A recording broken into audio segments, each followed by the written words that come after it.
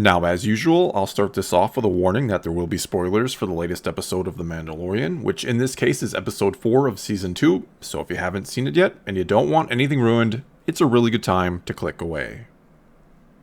Okay, so before digging in and trying to dissect all the big and interesting reveals here, I'll first say that this was once again a shorter episode, though at this point, maybe I should just start saying that a half hour is roughly the usual or average length of an episode.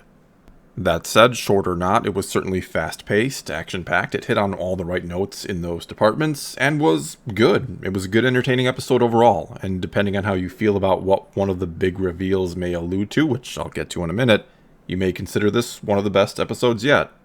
It also once again looked and sounded fantastic, and I don't think I've been giving the visuals, sound effects, score, and all that enough credit in my reviews, but it certainly deserves it. These are truly near movie-quality production values, and it absolutely captures the look and feel of Star Wars in every episode, though I will say it'd be nice to, at some point, and no rush here, that we get an episode where we go to a larger planet to maybe actually see something like Coruscant, which got mentioned in this episode.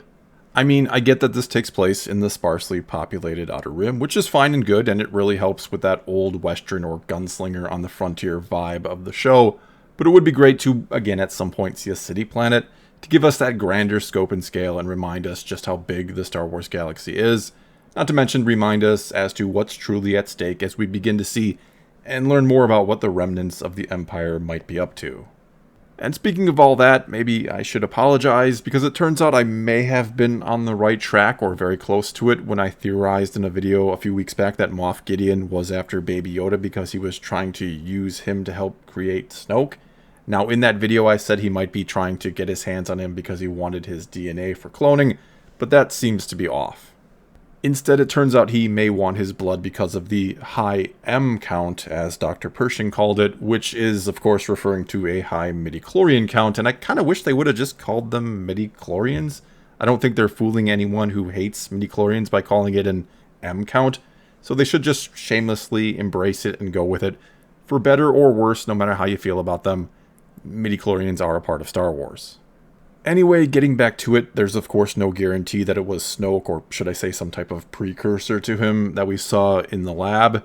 It could also be early attempts to clone Palpatine, and according to the novelization of The Rise of Skywalker, Rey is the granddaughter of a failed clone of Palpatine, of a body that wasn't suited or strong enough to contain all his great power. So it could be that they think infusing Palpatine's clone with the blood of a high midichlorian count person is the key to making a perfect clone of him. But then again, it could also be something else entirely not associated with Palpatine or Snoke at all. But I gotta say, whatever that was in the vat already does sort of have a Snoke look to it, what with the way there's a scar atop the head, and the body seems sort of twisted. And if it's not him, well then that's one heck of a coincidence or a tease, not that everyone wants this to be leading to Snoke. We also heard something about a volunteer that they want to inject, which to me kind of rules out that this might be a Palpatine clone or clones. Instead, it sounds more like they have someone else picked out, maybe someone already Force sensitive with a high M count, that they hope to make even more powerful by injecting him with the child's blood, and this turns into Snoke. Though I gotta say, I don't know if I'm a fan of implying that blood transfusions can make someone more powerful with the Force, but whatever, we'll see how this all plays out, I guess.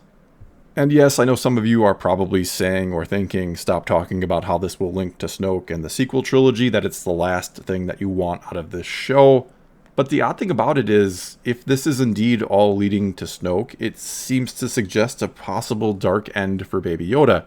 It seems to imply that Moff Gideon and the remnants of the Empire will once again get their hands on the child, and that they'll take his blood again, since we learned in this episode that they're out of what they took from him the first time, and I'd have to imagine they'll take all of it this time. Or maybe, and more likely I suppose, they figure they can keep him imprisoned indefinitely and keep taking his blood as needed, and if he's kept alive, he of course, or his body, will keep making more and more blood for them to take.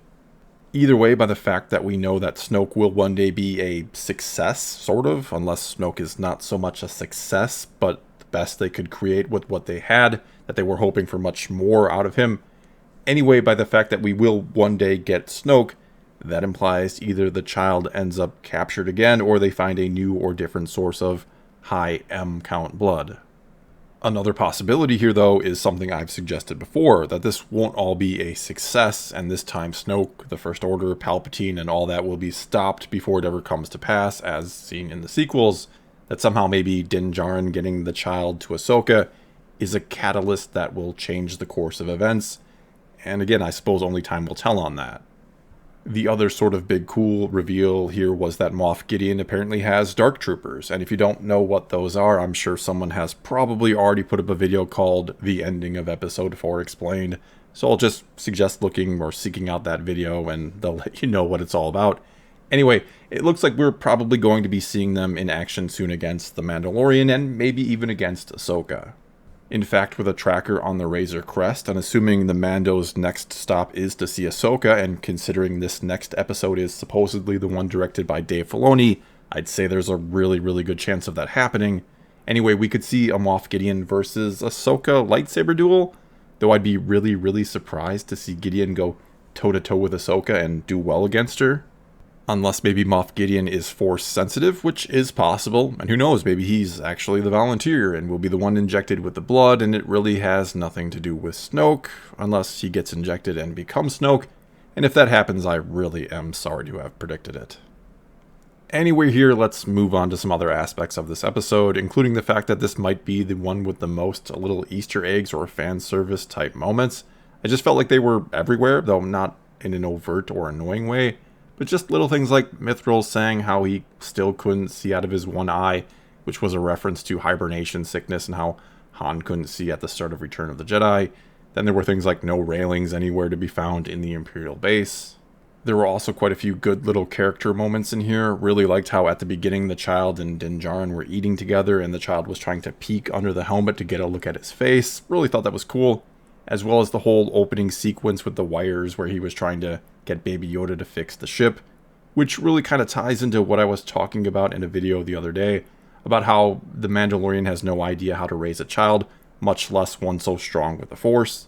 That with the eating of the frog lady eggs, for example, he's not really being taught right from wrong, and we get another example of that this week when the child takes the other kids' blue cookies, or whatever they were, while they're in class, and not that the Mandalorian was there to scold him or anything, but the child has this selfish me-first attitude, which, yes, I know all children that age do, but if these bad habits aren't corrected, if he stays sort of selfish like this, well, he could become a real threat to the whole galaxy one day.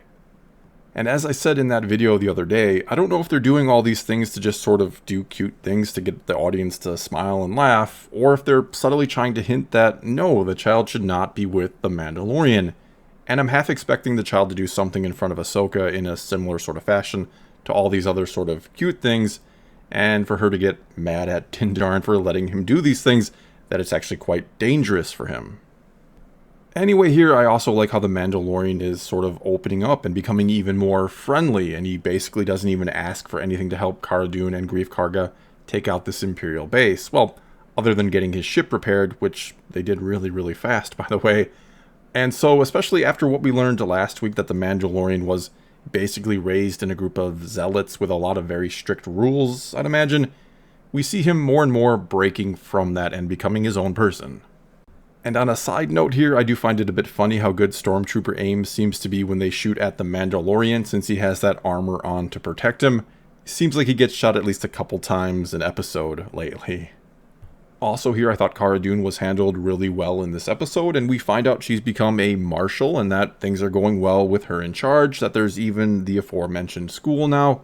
We also learned that she lost everyone she cared about when Alderaan was destroyed, and then she got offered what I think was essentially a sheriff's badge by the New Republic pilot in order to make her marshal position official, or should I say official in the eyes of the New Republic. And that was actually a little confusing because I thought last season we learned she was a deserter and she was worried about the New Republic catching up with her. Also, though again, I liked what they did with her in this episode. I do kind of wonder what's going on with her, or maybe I should say how much more of her we should expect to see this season. Because I don't know how or why Din Djarin will cross paths with her again this season, unless we once again end it with another Round Up the Posse style episode like we did last season. Then again, maybe there's truth to these rumors of her getting her own series, and this is, or was, why they sort of are pushing her in this episode. They're trying to set that up and get people interested or excited for it. But anyway, here to start to wrap this up, again, I thought this was a really good, well-paced, and action-packed episode that does maybe feel a bit on the shorter side. Again, it feels like a bit of a shame that these clock in at not much longer than an episode of the Clone Wars does, for example, though you could argue the shorter length fits in well with the whole chapter approach to this series. There were also some potential major sequel trilogy connections revealed here, and it'll be curious to see how people respond to that. Is the goal of the show to be maybe something akin to the Clone Wars, where many will say that that series made the prequels so much better, or even tolerable in the eyes of some? Now, in my personal opinion, trying to save the sequels is a bigger task to take on than the prequels were, since, at the very least, the story of the prequels I thought was very solid, and it was the execution of the movies that was arguably the problem. And with the sequels, I think it's the story that would need major repair work, so much so that you might be better off undoing it and making a whole new sort of version of them. Also, it does feel like the show is getting a bit bigger in scope and scale, and after complaining a little bit earlier in the season that we weren't getting anything big picture, well, now we've got quite a bit, which I'm fine with and enjoy, but it makes me really curious to see what they will do with the last 4 episodes, because I feel like there's a lot to cover, or at least I hope there is. I hope we're going to go back to things that were hinted at earlier, like the big reveal of Boba Fett at the end of that first episode.